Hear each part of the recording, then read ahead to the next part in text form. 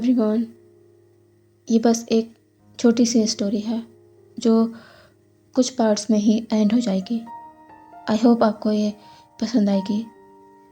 इस स्टोरी के बारे में ज़्यादा कुछ तो बताने को है नहीं, बस ये जान लो कि इस स्टोरी में लाल वांगची बोल नहीं पाएगा, वो म्यूट होगा। ठीक है, तो बिना देरी किए इस स्टोरी को शुरू करते हैं। Your silence made my hope. Okay, तो स्टार्ट करते हैं। स्टोरी के स्टार्टिंग में हम देखते हैं युनमेंग जियांगक्लान का सीन। जियांगक्लान के एक कक्ष में कुछ लोगों के बीच बहस हो रही है। उस बहस का कारण क्या है वो तो उनकी बात जानकर ही पता लगेगा। इस कक्ष में 3 लोग मौजूद हैं, मैडम यू, जियांग फैमियन और उनका alpha beta Jiang Chang. Jiang फैमियन कहते हैं, क्या तुम पागल हो गए हो? वो लान क्लान का ओमेगा है, हम उनसे जुड़े हुए हैं और तुम इस तरह की बातें कर रहे हो। जियांग चैंग कहता है, बाबा, मैं उसे अपना ओमेगा नहीं मानूंगा। वो बोल नहीं सकता। मुझे समझ नहीं आता आप लोग कैसे इस रिश्ते को जोड़ सकते थे, पर कोई बात नहीं। उस बात को वैसे भी सालों बीत चुके हैं। मैं उसे अपना ओमेगा नहीं मानता और ना ही मानूंगा।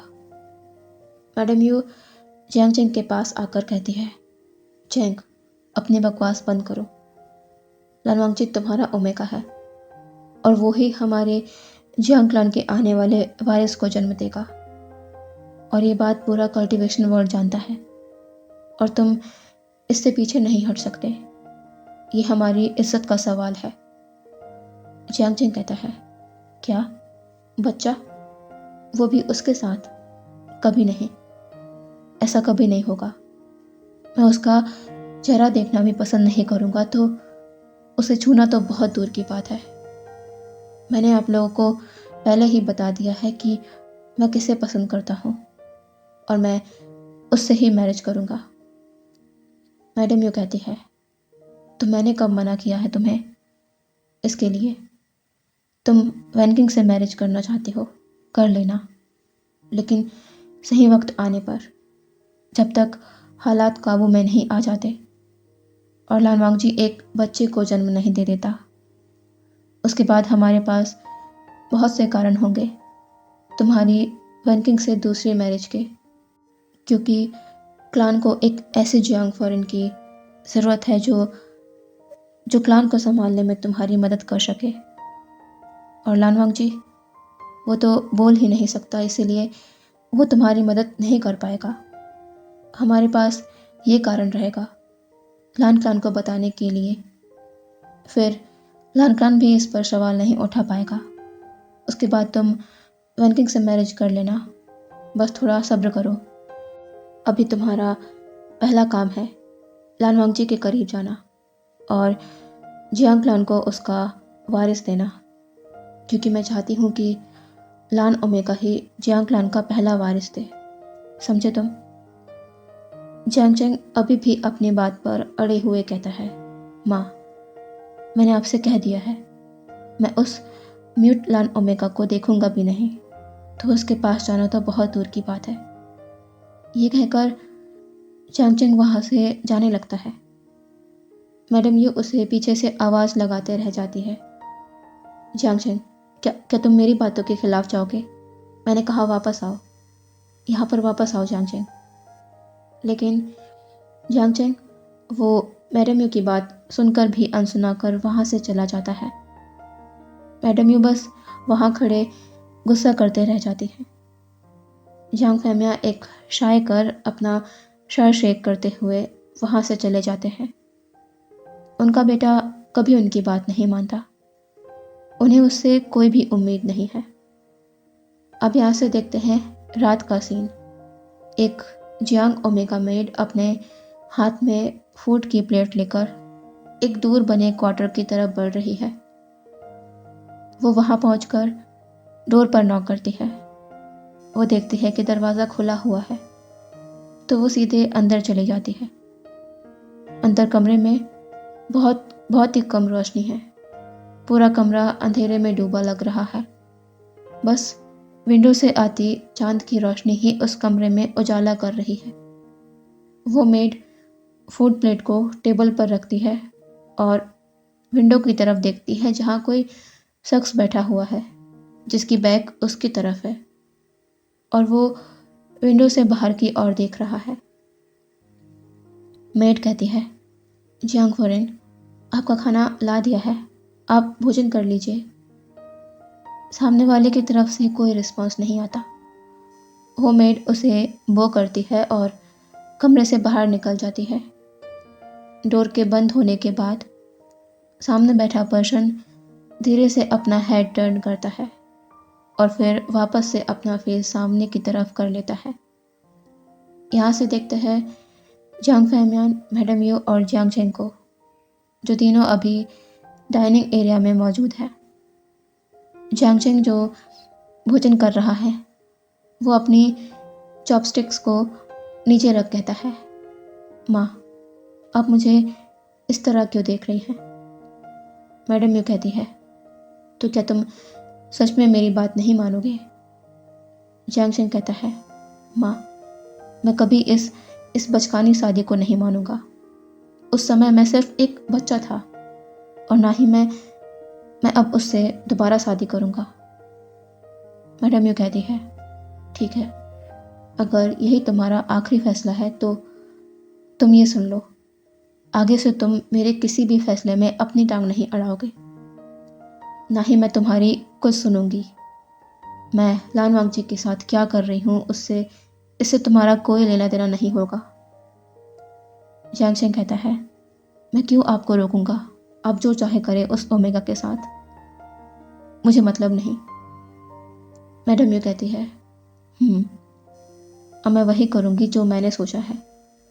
जियांग फैमियान कहते हैं, क्या सोचा है तुमने? मैडम यू कहती है, जियांग क्लान के वारिस को तो लान वांगजी ही बर्थ देगा। जहाँ ओमेगास अपनी खूबसूरती के पीछे भागते हैं, वही लान वांगजी, वो एक स्ट्रॉन्ग कल्टिवेटर है, एक म्यूट होते हुए भी। सोचो, उसका बच्चा उसके जैसा होगा, तेज दिमाग, ताकतवर।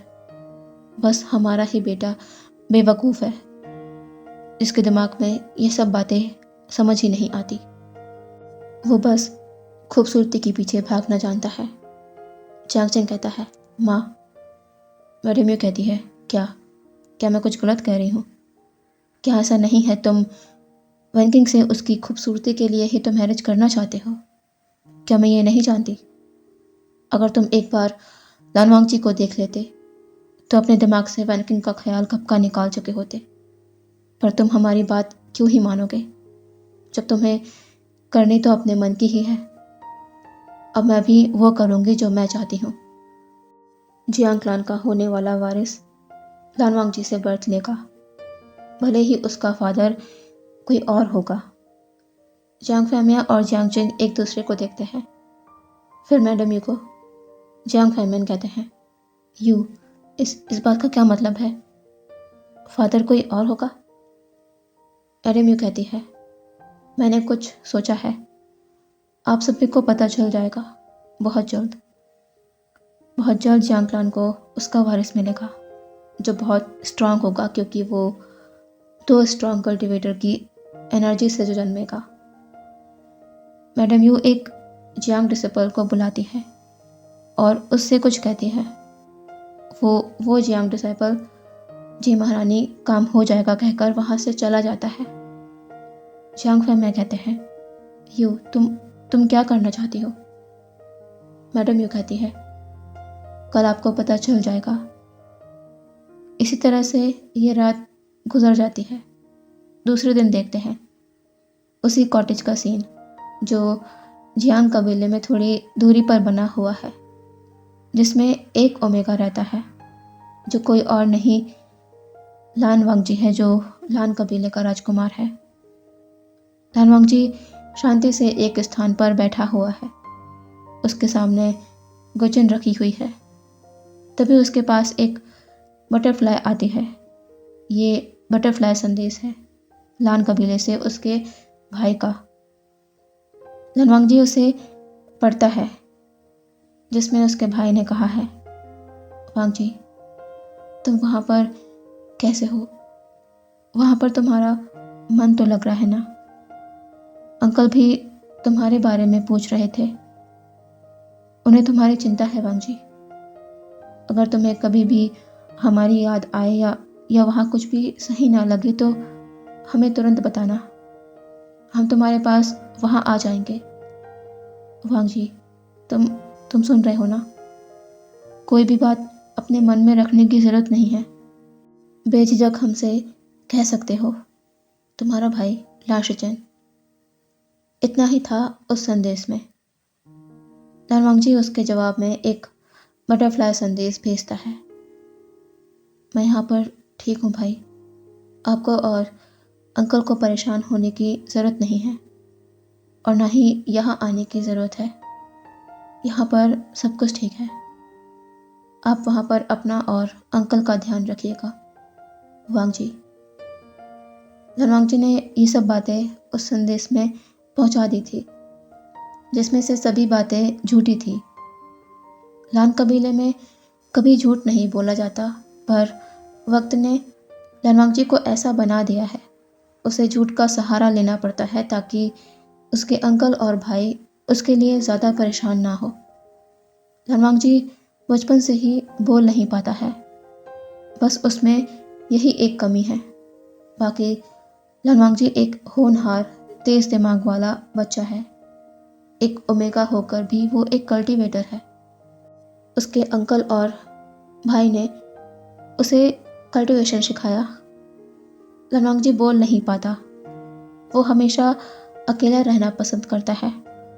लोग उसकी इस कमी का फ़ायदा भी उठाया करते हैं, उसके पीठ पीछे बातें किया करते हैं, पर धनवांग जी कभी कुछ नहीं करता, किसी को कुछ नहीं कहता, बस चुपचाप सुन लेता है और आगे बढ़ जाता है।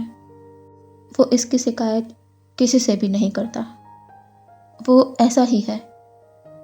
पूरे 4 महीने हो चुके हैं उसे यहाँ युनमेंग आए। तब से वो इस कॉटेज में बंद है। उसका खाना, ब्रेकफास्ट, सब कुछ कमरे में ही भिजवाया जाता है। धनवांग जी ने इस पर भी कोई सवाल नहीं किया।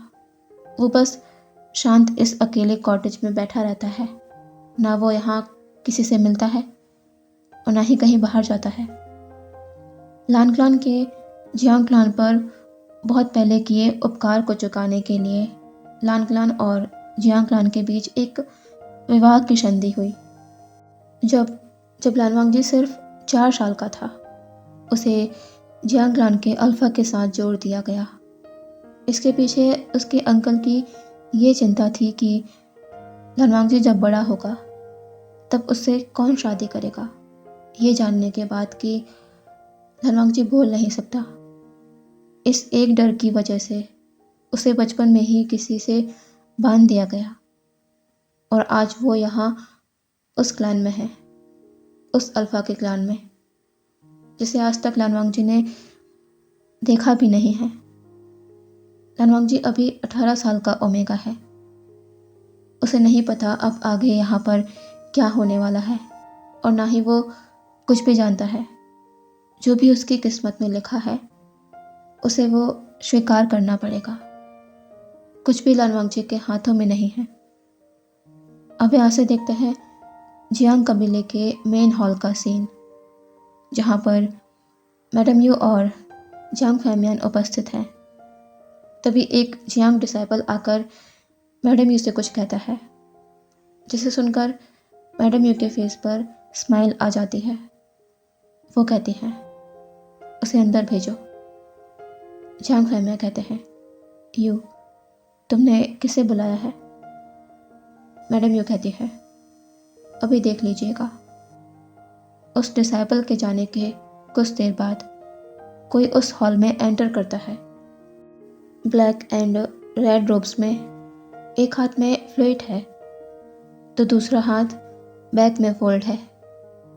दिखने में बहुत ही ज़्यादा हैंडसम टॉल मस्कुलर अल्फा है। चेहरे पर कोई भाव नहीं। जियांग फैमियान उसे देखते हैं और कहते हैं, वी वुशियान। वो अल्फा जिसका नाम है वी वुशियान, उम्र 26 साल, वो आकर जियांग फैमियान और मैडम यू के सामने खड़ा हो जाता है। वो उन्हें ग्रीट करता है और कहता है, कुल प्रमुख महारानी, आपने मुझे बुलाया? मैडम यू कहती है, मैंने तुम्हें बुलाया है क्योंकि तुम्हारे लिए एक बहुत बड़ी जिम्मेदारी है जिसे तुम्हें पूरा करना है। जैसे कि तुम जानते हो कि तुम्हें हमेशा जियांग कबीले के प्रति वफादार रहना है। ये तुम्हारे ही पिता के कहे आखिरी शब्द थे, ये तुम्हें अच्छे से पता है। इसीलिए अपने कर्तव्य को पूरा करो। वुशियान कहता है, मैं जानता हूँ कि मेरे बाबा के कहे आखिरी शब्द यही थे कि मुझे जियांग कबीले के प्रति वफादार रहना है, लेकिन मैं अपने कुछ उसूलों पर चलता हूँ जो मैंने अपने बाबा से ही सीखे हैं। मैं जियांग कबीले के हित में जो होगा बस वही काम करूँगा और उसे ही अपना कर्तव्य समझूंगा।